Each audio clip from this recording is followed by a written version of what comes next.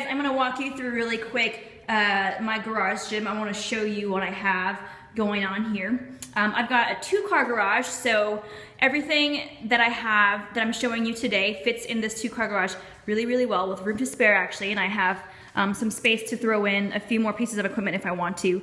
If you have a 1-car garage, actually everything that I have in here will fit in there just fine also. A few months ago I was in an apartment with a 1-car garage and the same equipment fit in there just fine. Okay, so I'm just gonna start from one end and I'll take you all the way around the gym. Here we have my bumper plate tree / plate barbell stand. So most of everything that you'll notice I have from roguefitness.com because their equipment quality is really, really good and their shipment is great. The bumper plates, the really colorful ones you see up ahead, are from gopherfitness.com.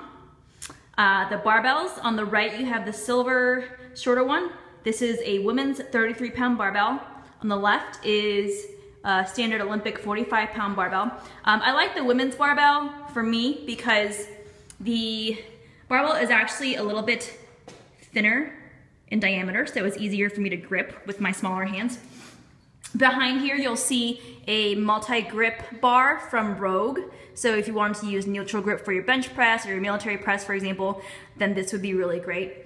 On the left side we have a trap bar. This one is from Sornex and it's heavier than your standard trap bar. I believe it's 75 or 85 pounds, but we really like it. So that was from Sornex. Over here is where I shoot most of my videos. This is a wall rig, W4 garage wall rig from Rogue. It does drill into the wall and into the ceiling, but it's awesome. The setup was super simple. I mean, I didn't actually help with the setup. It was more like my husband and his buddies. But it took less than an hour to get set up. You need a ceiling at least 9 feet high to get this in there. But I think most standard garages are that height anyway. At the top you'll see neutral pull-up thingamajigs from Rogue.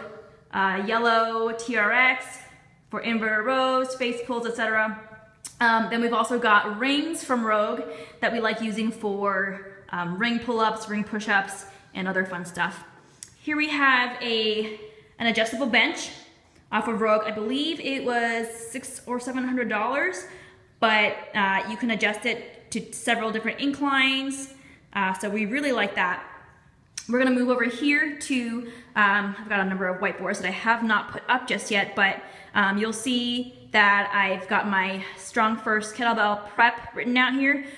This program I just pulled off of the Strong First website to help me prepare for their certification course coming up in May. And so I use these workouts as finishers at the end of my sessions lately.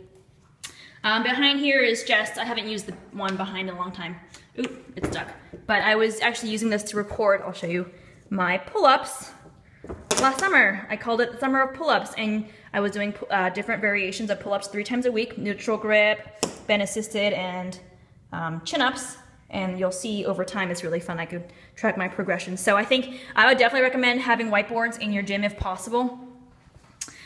Here we have little plates, 5 pounds, 2.5 pounds, and 1.25 pounds from Rogue.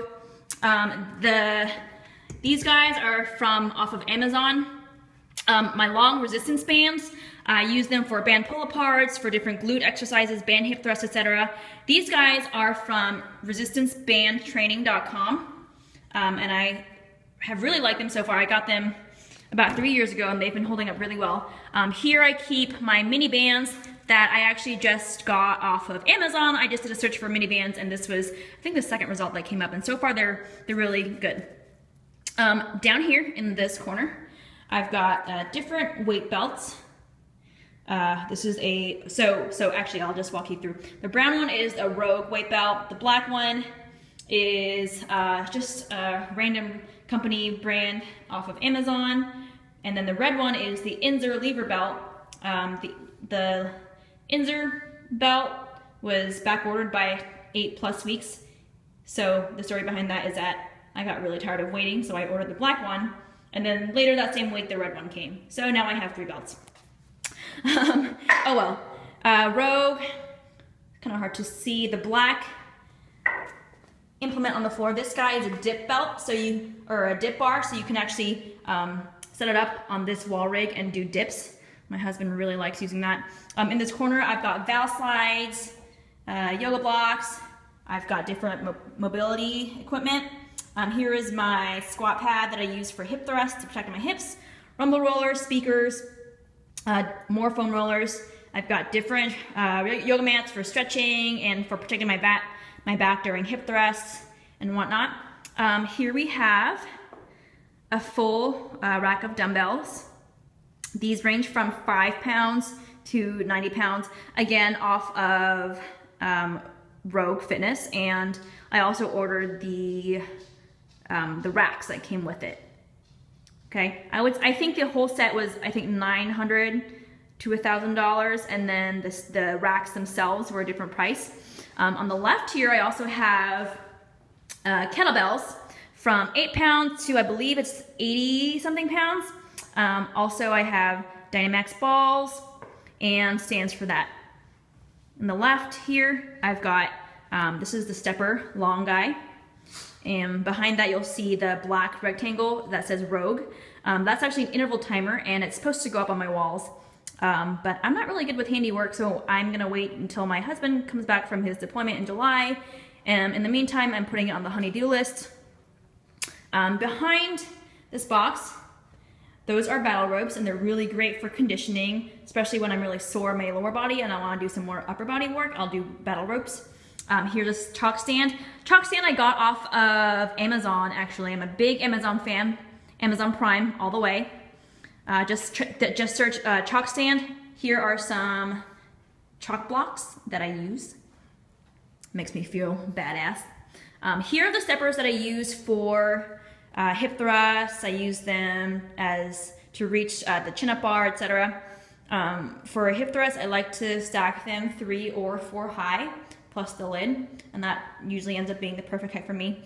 This is a box from Rogue, couldn't be more obvious, varying heights depending on which side you tip it on. Right now I'm using it just kind of as a table of sorts so that I can track my workouts. Here are all my workouts printed, my water, my iPad for music. And in this corner, this is the cardio miscellaneous corner. I've got a rower, and I've got an Airdyne bike, which is pretty much hell on earth.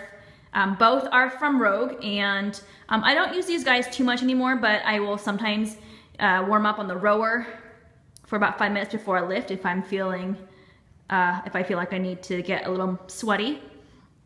In the corner, we'll have some miscellaneous things. There's my husband's golf shenanigans, my tripod for my camera for when I film videos, random things, and I've got a bunch of mobility WOD posters, which I have yet to put up. I also have mirrors around the gym. Right now I have 4. I used to have 5, but my husband very lovingly shattered one by accident, so we're down to 4. These guys are 3 feet by 5 feet, and they are from Home Depot. I don't think you can find them at any given Home Depot, so what I do is I make sure a store has them available online, and I'll buy them online and then I'll go pick it up. And that's how we do that. So I think overall, it took me about 1 or 2 months to accumulate everything I have in this gym. If you were to start from scratch, I would recommend starting with either dumbbells, or if you're more of a power lifter, if you like doing squatting and deadlifting, etc., then you can get the wall rig, and it really doesn't take up that much space, plus the bench and the bumper plates, and go from there. So we don't have too much equipment in this gym, but honestly, I've been getting in excellent workouts in here. I did my full bikini prep for 20 weeks using just the equipment in this gym from start to finish, and I'm now using this equipment to train for my powerlifting meet. I'm on week 12 of my powerlifting prep, and I'm 6 weeks away now. And I really haven't been missing out, I don't think, on too much. Whenever I need cable type work, I'll just substitute it with band variation. So if I have cable pull-throughs, for example, I'll just do band pull-throughs. And it's been working out great. So that's what I have. That's me. I hope you like it.